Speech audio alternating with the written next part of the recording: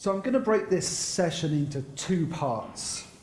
And the first part is thinking about the role that people and process still has in our cyber posture today. And then I'm also going to talk about AI, because if I don't talk about AI, when I get back to my desk in the office, there's a P45 sat on my desk, inviting me to make way for somebody who is going to talk about AI. So the title of this session is, Are You Ready, Really? Are you really ready? And what I mean by that is, are you ready to get punched in the face? It is a metaphor for a major cyber breach, in case that wasn't clear. If anybody's experienced those major cyber breaches on your watch, it does feel like a punch in the face. And I think this quote captures it really nicely. Everyone has a plan until you get punched in the face, metaphorically, and probably if you're a boxer. Does anybody know who said this line?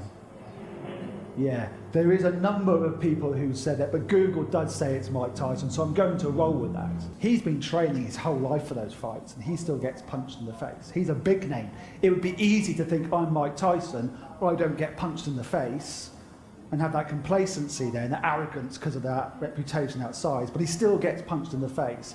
But the point is, he's trained for it. So I want to play out a scenario, because you're all sat in this room, and you've seen some good sessions. Hopefully they've been insightful and useful.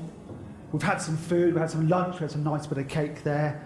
You've met some people, hopefully done some networking, had some good conversations, and you may, as 5 o'clock kickoff approaches, imbibe in a glass or two of wine.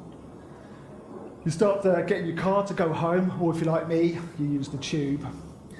And it's Thursday afternoon, Friday is just around the corner, we might be working from home, and we start to think about the weekend. You might be planning on hitting the golf course.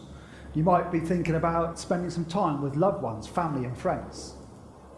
And you're going to get in your car tonight, in the Lambo, and on your way home, you're going to get a call from your IT admin who's been working late.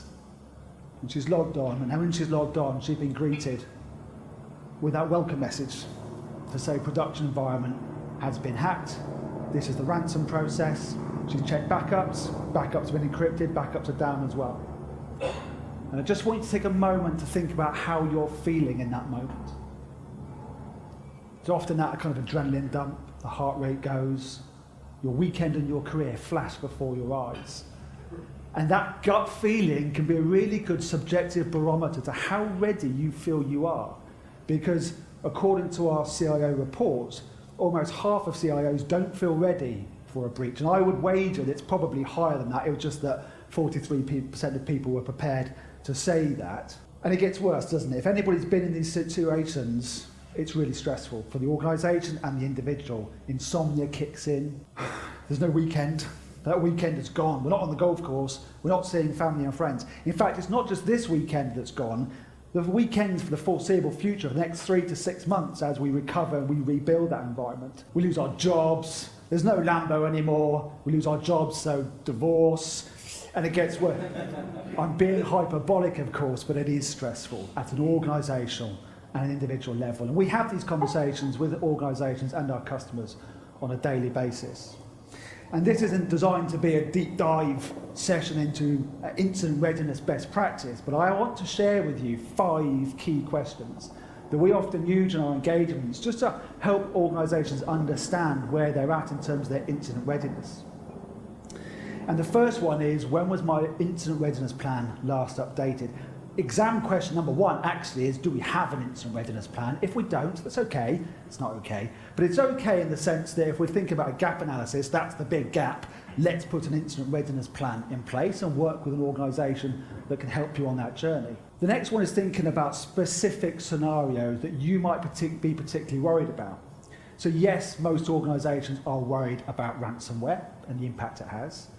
But other organisations are worried specifically about things that are particular to them, that they pose particular risk, or if they happen, will have a particular impact. So for some organisations, that is insider threat. Possibly the least likely to happen, but also has the greatest impact if and when that does happen. We work with other organisations who, because of the work or research that they do, they're concerned about specific TTPs that come from certain nation states looking to undermine the work that they do, and there'll be national critical infrastructure organisations are worried about certain threat actors looking to undermine our democratic way of life. The next one is, does everybody in that incident readiness plan know what they're doing? Because this is a business-wide response and responsibility. It's not just SecOps or not just IT. And in our experience, bronze level in this plan tend to know what they're doing. They tend to be the people on the front line. They're operational. And the similar kind of thing for silver.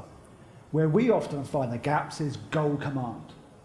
So those people sat at C-suite, sat at board level, where the buck ultimately stops and can face personal fines, don't always know what their role and responsibility is in that scenario. So they assume that we're going to be working on containing and remediating that threat. That is fine, but do they understand what their role is in communicating the situation to the various stakeholders, to staff, to customers, to the market, to shareholders? Have we already pre-planned canned responses for them to push out whilst we're still dealing with whatever's happening in the background? And to that end, when was the last time everybody practiced? Because we could have had an incident readiness plan. The incoming CEO might well have read that when they joined, but when was the last time they lived and breathed that?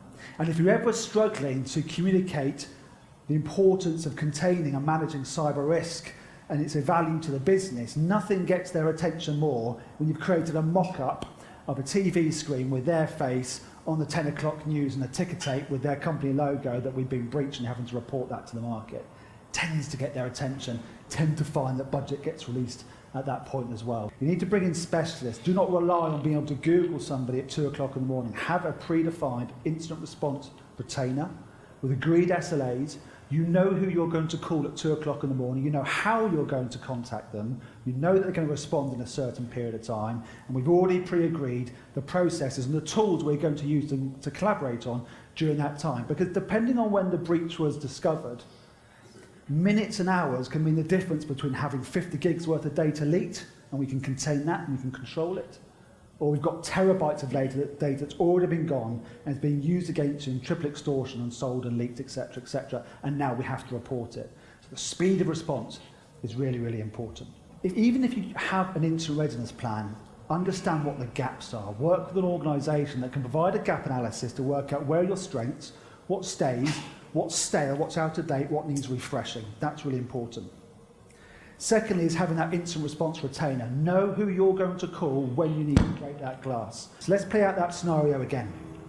You've had a great day, you've had some food, you've met some people, we've had some drinks, we've won the football, infographic missing. You go home, you get on the tube, we think about the weekend, IT call, we've been breached.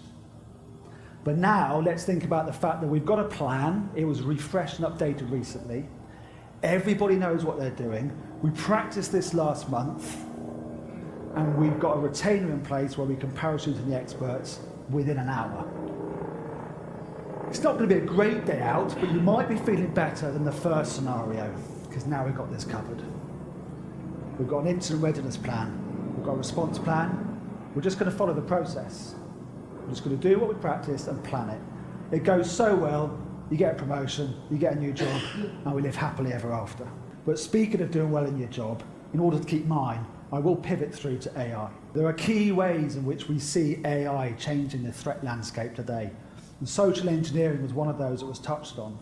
We see this as a successful attack vector. MGM, for example, was a great example of that. And I hate using the term that people and humans are our weakest link, because it kind of downgrades them, and we're not going to get their buy-in, that they need to be aware and they need to have their training to be our human firewall if we keep saying you're weak. But they are fallible, and it's going to be really hard to spot now, particularly alongside with deep fakes. So AI models only need a 3-second clip of your voice to replicate it conversationally to a 99% accuracy. So you can imagine a scenario where threat actors are inside your environment, undetected. They've compromised Teams, for example, and you get a call from somebody, or somebody gets a call from their boss, and it looks like them, because the video looks like them, it sounds like them, and they're using the pre-approved, authorized form of corporate communications. That's going to be very, very difficult to spot when they're saying, can you click this link to authorise that invoice, for example. AI is pretending to be humans is the other big piece. So if we think about how when we log on to a portal, and if we type in our password, I'm an appalling typer. It's a bit clunky. I do a few letters, take a space, remember what it was, keep on going, got that character on, delete those, put it back in. It looks like a fallible human.